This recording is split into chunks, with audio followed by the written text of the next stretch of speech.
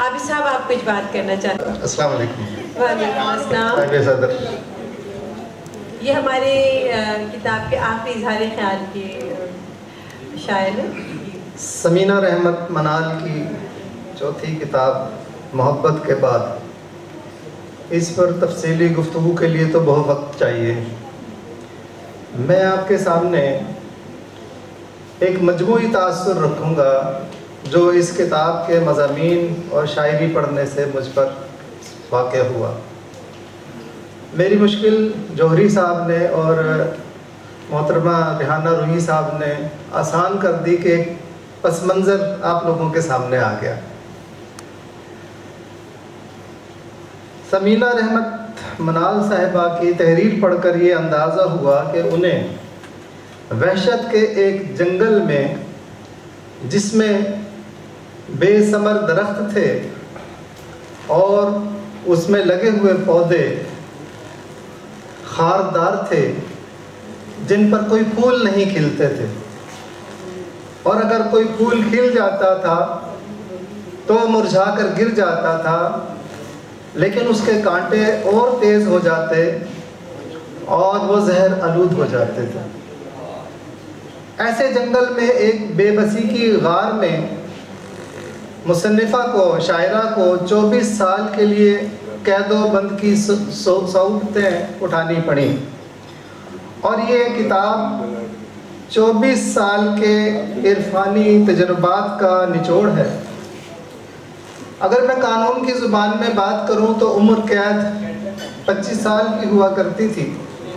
حقوق انسانی کا جب غلغلہ ہوا، اس کے بعد کہا گیا کہ بھائی ہفتے میں چھٹی بھی ہوتی ہے تو ان کی چھٹیاں تو اس میں سے مائنس کی جائیں۔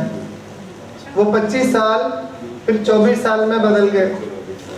پھر انسانی حقوق کے علمبرداروں نے ایک اور کرم یہ کیا کہ 12 گھنٹے کا دن ہے اور 12 گھنٹے کی رات، تو اس عمر قید کو آدھا کیا جائے۔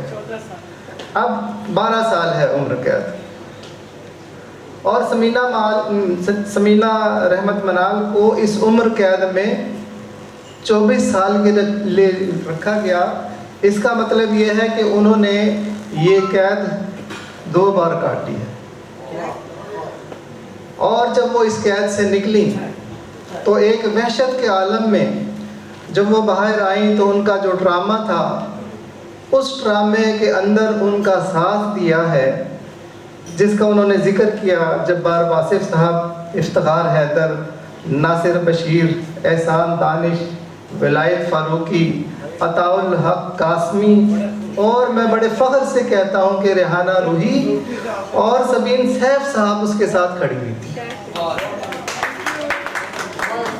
اتنے فخر کی بات ہے کہ ہماری یہ 2 خواتین ان کے ساتھ کھڑی تھی، اور انہوں نے ریسیو کیا، ان کو سہارا دیا، اور اس ڈرامے سے باہر نکلنے کے لیے ان کو آمادہ کیا، ان کی دلجوئی کی، اور پھر اس کے بعد یہ شاعری کی کتاب وضع ہوئی جو آپ لوگوں کے ہاتھوں میں آج موجود ہے۔ اس کے علاوہ انہوں نے یہ بھی ذکر کیا کہ الحمدللہ جب ان لوگوں نے انہیں سہارا دیا تو اس کے بعد ان کا جو کام، جس کا خطرہ تھا کہ اسے سرقہ کر کے ادبی چور چرا کر لے جائیں گے یا ان کے وارث اپنے نام سے اشاعہ کریں گے، تو وہ بھی محفوظ ہو گیا، اور ان کا پورے کا پورا کلام ہمارے ہاتھوں میں موجود ہے۔ اس کا سہرا بھی ریحانہ روحی صاحبہ اور سبین سیف صاحب کو جاتا ہے۔ اس پورے پس منظر میں مولانا روم کے 2 اشعار میں آپ کے سامنے رکھوں گا اور اپنی گفتگو ختم کر دوں گا۔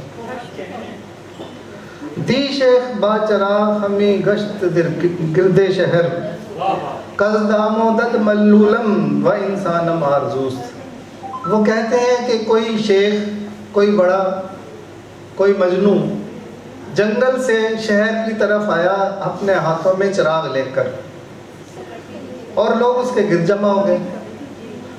تو وہ یہ کہتا تھا کہ مجھے کسی انسان کی آرزو ہے، انسانم آرزوست، کز دام و دد ملولم، کیونکہ میں دام کہتے ہیں جنگلی اور وحشی جانوروں کو جن کے پنجے بہت تیز ہوتے ہیں اور وہ دانتوں سے اپنے شکار کو نوچنے کے لیے، جھپٹنے کے لیے اور کھانے کے لیے تیار ہوتے ہیں۔ اور دد کہتے ہیں ان جانداروں کو جو کہ پالتو جانور ہوتے ہیں یا بے ضرر ہوتے ہیں اور ان کی کوئی آواز نہیں ہوتی، کوئی پکار نہیں ہوتی، بلکہ وہ ہر وقت اسی خوف میں مبتلا رہتے ہیں کہ کوئی دام دد کو کھا لے گا۔ تو دی شیخ باچراغ ہمی گشت گرد شہر کز دام و دد ملولم و انسانم آرزوست۔ انسانوں کی بستی میں یا تو خونخوار جنگلی درندے ہیں یا وہ مظلوم ہیں انسان، جن کو شکار کر لیا جاتا ہے آسانی سے اور انہیں اپنا لقمہ بنا لیا جاتا ہے۔ وہ کہتے ہیں کہ اس بستی میں مجھے انسان چاہیے، انسان درکار ہے، کہاں ہے انسان؟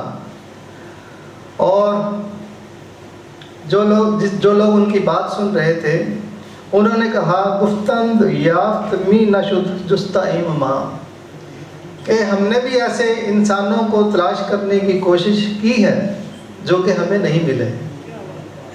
تو اس نے کہا، شیخ نے، گفت آ کے یافت می نشبت آنم آرزوست، کہ جو کسی کو نہیں ملا مجھے تو اسی کی تلاش ہے، مجھے تو انسان ہی انسان چاہیے۔